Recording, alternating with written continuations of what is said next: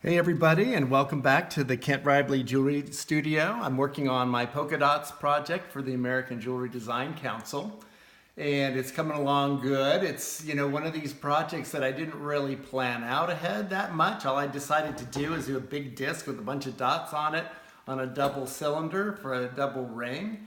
And, the one good thing about doing this kind of spontaneous creation is you never know what you're going to get. And I've been getting some very cool stuff. I'm very excited about this piece.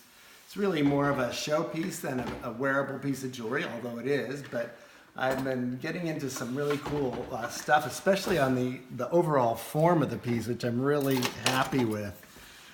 So I've got the top here pretty much done. I've got some side pieces that are still being put together. So, but the fun part is now coming around to the back and the side. The whole form of it is, oops, well, let me just set this up this way.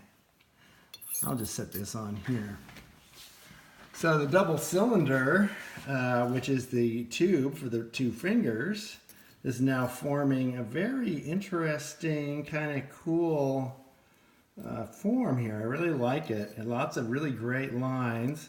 And then I'm going to taper this off here on the back. I just added these sections here to actually thicken up the shank here to make it strong enough.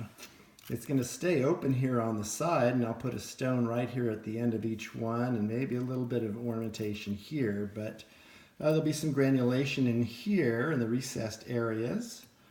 But overall, it's a really interesting and intriguing shape, and I'm very excited with how it's coming out. The downside of doing things spontaneously like this is that I can spend inordinate amounts of time coming up with ways of solving problems, like adding these pieces on the back. Ended up being a pretty time-consuming process, but for me, it's about the artistic journey because, yes, things take time, but if I end up with a great piece, it's all worth it, So I'll be back again with another, probably pretty much when the piece is done. All right, so thanks for coming along. We'll see you soon. Bye.